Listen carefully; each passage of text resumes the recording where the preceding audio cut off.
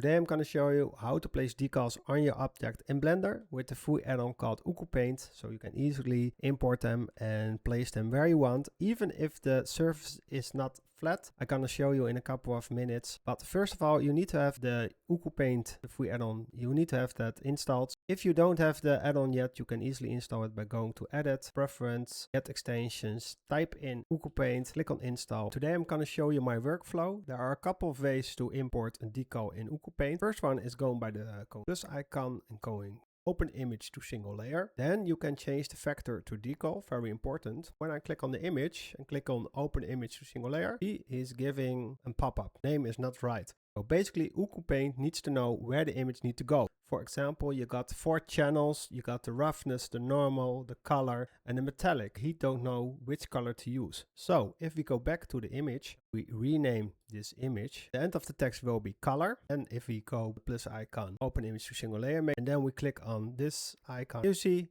he's popping up over there. If we click on Decal Constraint, clicking on the arrow, with G we can move, R we can rotate, and with S we can scale. But I want to explain a little bit more. For example, if we change the name, again, this time I change it to normal. Change it to normal. I'm gonna delete this arrow, clicking on the object again, make sure we click on the minus, clicking on the plus icon, and we're gonna import them again. Open image to single layer. And now we see, and I make sure the vector is on decal, and I click open image to single layer. And as you see, he is showing up like a normal.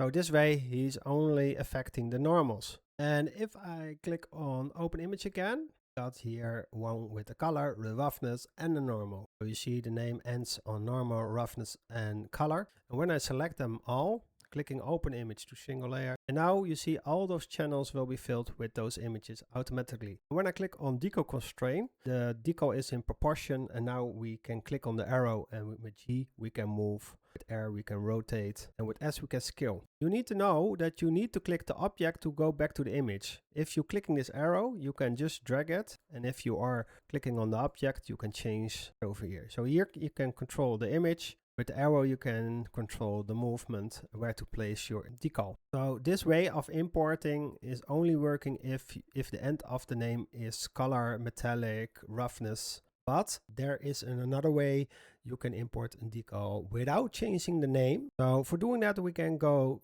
to click this icon, go to the file browser, and now we're gonna search the folder where the decals are. In my case, I got the decals over here. Blender my.png. It's not working in the first way, but if we click right on this image, going to Ucupaint and then open image as decal. But Ucupaint needs to know which channel you want. So if you want just the color layer, it's fine, you can click OK. But if you want to affect only the normals or the roughness, enable that. We're clicking on OK. Now you see the decal is imported. And as you can see, we got the decal, and if we click Decal Constraint, he's in proportion, and we can click on the arrow and we can move the decal. So for now I want to show you something else, because I got a great tip. If you want, I'm gonna delete this first. If you want to place your decal in a specific spot, for example right here, left right mouse button, I set the cursor over here. When I click on, and then if I import this as a decal right there, he is placing it right there on the spot. If I want it like there, like this, you can go and import it, and he is right there on my cursor. Another cool thing you can do is going to your decal like this, and when you click on this arrow, you can duplicate the layer, clicking OK. And when you click on the arrow, you can move it, rotate it. And you go to the object again, you can duplicate it again.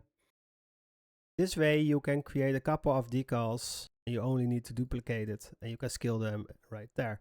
So I want to show something else. I got this round object with the rust. So if I go to the file browser and import this image, and I click on Decal Constraint, you see I can move them freely around where I want this. When I put my cursor over here with shift right mouse button, clicking on this arrow and clicking Ctrl S, selected to cursor, you can move around decal like that. So it's an easy way to move your decal around. You can even give your decal a mask.